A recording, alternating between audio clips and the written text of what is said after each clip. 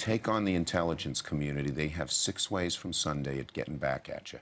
So even for a practical, supposedly hard-nosed businessman, he's being really dumb to do this. What do you think the intelligence community would do if they were motivated? I don't know, but from what I am told, they are very upset with how he has treated them and talked about. I know you've seen that before. You've seen that on this show, but it really is one of the more jaw-dropping admissions I've ever seen in my entire life. Frightening when you think about the implications of it. I think we should probably talk to Emma Jo for a moment. Joining me now, Emma Jo Morris. In case you're wondering, hey, where did all this Hunter Biden laptop stuff come from? Well, she is the reporter who broke the story. Also, she's the co-host of Group Chat on Two-Way. Okay, Emma Jo, this whole deep state stuff, deep state coming after normal people, that's not a real thing, right? Yeah, totally. Except me. No, I mean, I think that I'm among the victims of the deep state. I'm the one that's been really just lightly grazed. You have others who have been harassed, bankrupted, sent to jail in some cases, over making a mountain out of a molehill because they decided that they didn't like you or what you were doing or what you were standing for or what you represented or whatever. But yeah, that clip from Chuck Schumer is just blood curdling. And we learned that, I mean, I learned that in a pretty shocking, I think, and brazen way. Obviously, to recap for the audience, for anyone who isn't familiar with my story, or me maybe, but they are familiar with the story, I'm sure. I wrote the Hunter Biden laptop story at the Post in October of 2020. I was the deputy politics editor at the Post. And yeah, I mean, that was 100% legit. That journalism was obviously 100% true. It was airtight, and we knew it was. We had called the people in the laptop who were involved in the emails that we were reporting on. They had confirmed it. We knew without a doubt that at least what we were publishing was correct. And we didn't make any illusions about the material. We just literally published exactly what was on the laptop, exactly what we had seen in the inbox. We did not retract one comma amid all that scrutiny, and still not one comma has been corrected. Not only that, but the reporting has been vindicated from multiple places. And the security state basically just decided that they didn't like the story and just eliminated it from public view in a really brazen way. Obviously, there have been multiple congressional hearings on this. There have been investigations on this. Whistleblowers have come forward on this. And I think what the most shocking part of the story was, to this day, of everything that's come out about it, to me, the most outrageous part was how the security state had really co-opted social media companies.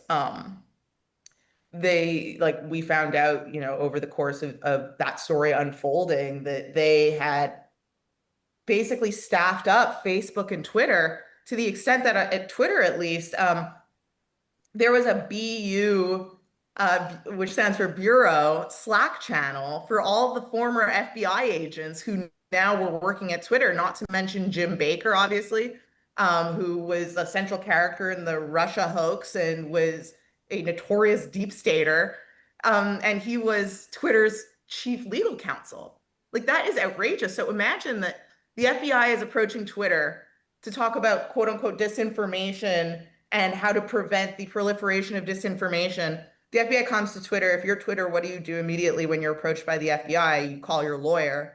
In this case, they call their lawyer, and their lawyer is the FBI too. Think about how ominous that is. It's chilling, actually, to say. And to this day, it freaks me out. And there's been no real change that I've heard that's been reported of this dynamic. Facebook has the exact same dynamic. Mark Zuckerberg said that outright on Joe Rogan's podcast. And this has never been addressed, and I testified to Congress in, I think it was 2023, the summer of 2023. And my main message was like, how is this being corrected? This must be corrected. Like, I don't know where the First Amendment starts and stops. What about my First Amendment and the right to not be censored by spies? And that just seems to have come and gone with that Congress and never picked up again. And if there's one thing I think that's really positive about this Epstein saga, and this is really trying to find a silver lining, is that we're revisiting this conversation and revisiting the question of how much censorship is appropriate from people in the FBI, in the CIA, in that big security state network. How much is it appropriate for them to weigh in on what the American people are allowed to see and read? I don't know the answer to that question, but as far as I'm concerned, this has never been addressed. Well, it hasn't ever been addressed. Emma, just really quickly, I've only got about 30 seconds here. Do you think Republicans have what it takes to address it? I know it will take time, but this has to stop or we don't have a free country. Yeah, I mean, I definitely agree. Listen, there are a lot of issues I know that are very important and that have to be done in limited time in Trump's administration and in this Congress. You know, obviously immigration is probably that's the top issue people voted for. However, exactly what you said, it's like, and this is, I agree with you. This really hits to the foundation of what it means to be an American and what our rights are, and where the government is kind of acting illegally, which I think that they really went up to that line in this. And have you seen the Republicans really take anything seriously for that matter? I mean, I don't know. I don't have a lot of hope, and it's too bad because it's a pretty central right. You're not wrong. Emma Jo, you are welcome anytime. Thank you, ma'am. I would thank you for coming to my YouTube channel, but I know how brilliant it is, and I know you love it here. So subscribe and watch. We're going to start really ramping things up and putting some funny stuff, some interesting stuff out there, some collaborations. Either way, my YouTube channel is officially the place to be. So stick around.